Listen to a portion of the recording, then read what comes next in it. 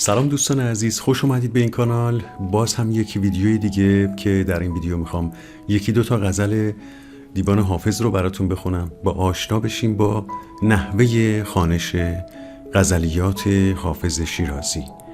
البته در ویدیوهای قبلی و در کارهای قبلی هم به این نکته اشاره شده بود، اما خب غزلهای دیگه، غزلهای زیبای دیگری از دیوان حافظ رو انتخاب کردم. غزل 158 و اگه وقت بشه غزل 159 که براتون میخونم. ما در غزلخوانی با رعایت نکات فن بیان میتونیم به ساخته شدن صدامون هم کمک بکنیم. یعنی وقتی ما یک شعر رو، مخصوصا غزلیات حافظ رو که باعث انعطاف بیشتر حنجره ما میشه به دلیل اون نوع حسی که باید بگیریم موقع خوندن، یک تمرین خیلی خوب هست برای صداسازی حتی.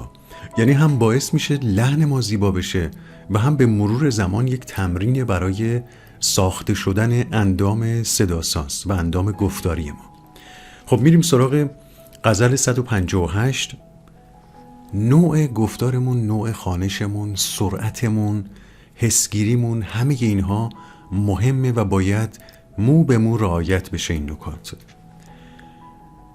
من و انکار شراب این چه حکایت باشد، غالباً این قدرم عقل و کفایت باشد.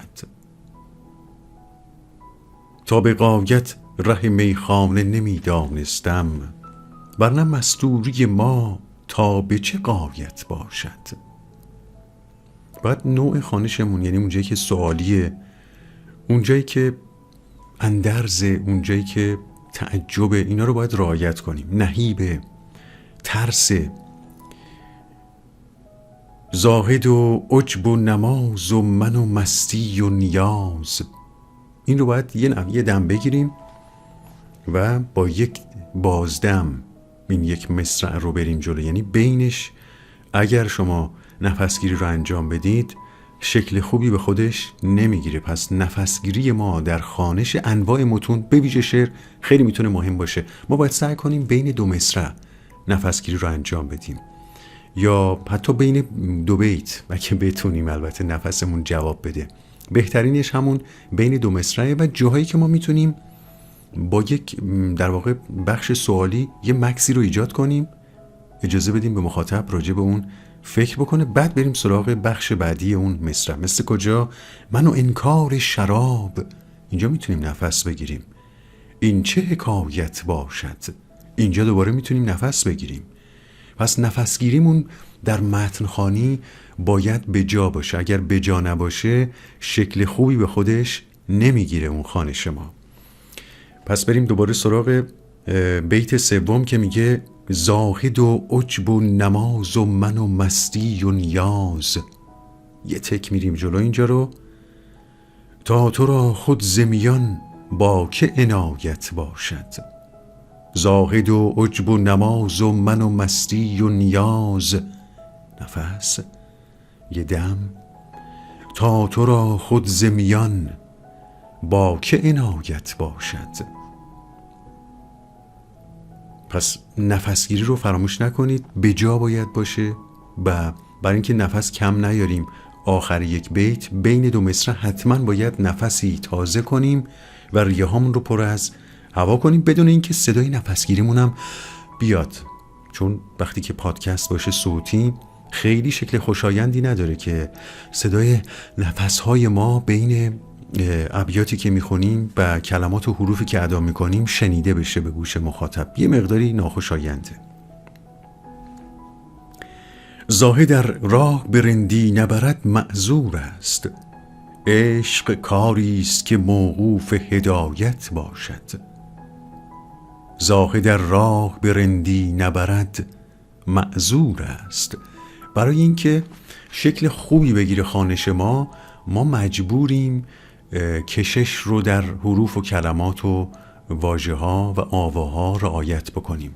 یعنی ما نمیتونیم بگیم زاهد در راه به رندی نبرد معذور است، عشق کاری است که موقوف هدایت باشد.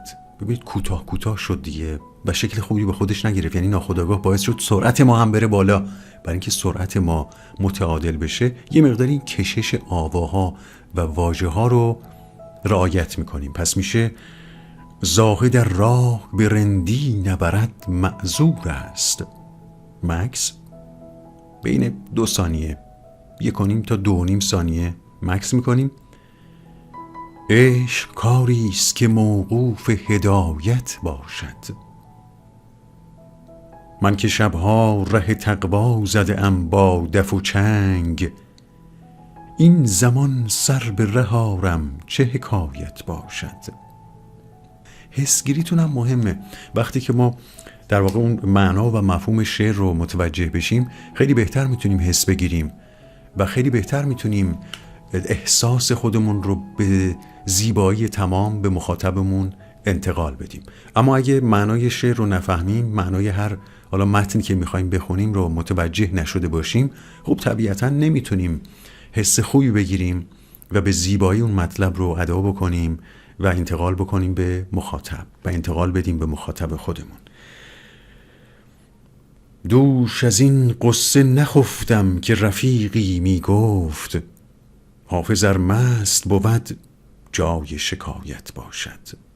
حالا میریم سراغ غزل 159 از دیوان خواجه حافظ شیرازی که میگه نقد صوفی نه همه صافی بیغش باشد، ای بسا خرقه که مستوجب آتش باشد. ببینید کشیدن حروف و کلمات یه اصل در شعرخوانی که همه ما به عنوان یه گوینده باید رعایت بکنیم. بعد نکته مهمتر، شاید بعضیا بگن ما اصلا حافظ نمیخوایم بخونیم، اصلا ما شعر نمیخوایم بخونیم، اما شما برای اینکه بیانتون خوب بشه در هر زمینه‌ای، شما یک روانشناس هستید، میخواید مباحث روانشناسی رو مطرح بکنید، میخواید دم گیرایی داشته باشید، گفتار گرمی داشته باشید و دلنشین و تأثیرگذاری داشته باشید، حتما باید سراغ خوانش غزلیات حافظ هم برید. و این حافظ خوانی فقط مختص عاشقان ادبیات فارسی کهن نیست و باید ما در این زمینه هم قوی باشیم. یعنی ناخودآگاه وقتی ما میریم سراغ غزلیات حافظ و شعر میخونیم، این باعث میشه که ما در واقع بیان خوبی داشته باشیم در تمامی موضوعات مختلفی که میخوایم سخنرانی بکنیم، حرف بزنیم. بیان ما گیرا و شیوا و دلنشین میشه. نقد صوفی نه همه صافی بیغش باشد، ای بسا خرقه که مستوجب آتش باشد.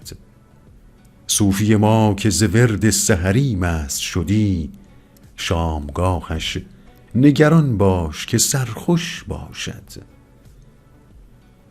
خوش بود گر محک تجربه آید به میان، خوش بود گر محک تجربه آید به میان. تا سیه روی شود هر که در او غش باشد. خب غش و حالا بیغش یعنی خالص، بیغش بدون تقلب، و غش همون تقلب و ناخالصیه. خط ساقی گر از این گونه زند نقش براب، ای بسا رخ که به خونابه منقش باشد. اصلا خود این کشیدن واژه ها و حروف به ما مهلت میده که وسعت دید خوبی داشته باشیم. وقتی یک مصرع رو یا یک بیت رو میخونیم، کلمات بعدی رو نگاه بکنیم و دقت روش داشته باشیم که اشتباه نخونیم و با بهترین شکل خوانشمون رو انجام بدیم. دلق و سجاده حافظ ببرد باده فروش، گر شرابش ز کف ساقی مهوش باشد. اما بیت بعدی، ناز پرورده تنعم نبرد راه به دوست، ناز پرورده تنعم نبرد راه به دوست. عاشقی شیوه رندان بلاکش باشد، عاشقی شیوه رندان بلاکش باشد. غم دنیای دنی چند خوری، غم دنیای دنی چند خوری، باده بخور، حیف باشد دل دانا که مشوش باشد. دلق و سجاده حافظ ببرد باده فروش، گر شرابش ز کف ساقی مهوش باشد. یه مقدار سرعتم البته اینجا رفت بالا، شما میتونید یه مقداری متعادل‌تر و آرومتر بخونید، با توجه به اون نوع موسیقی که خودتون یا تهیه کننده انتخاب میکنه برای زیر صداتون. ممکنه یه مقدار ریتمیک باشه موزیک سنتی که انتخاب میکنه برای این شعرخوانی، یا هر موسیقی یک پیانوی خیلی ملایم. با توجه به اون نوع موسیقی ما خوانش رو انجام میدیم. خب اینم از 2 غزل از حافظ شیرازی. امیدوارم که مورد استفادهتون قرار گرفته باشه. تا یک ویدیوی دیگه با شما خداحافظی میکنم.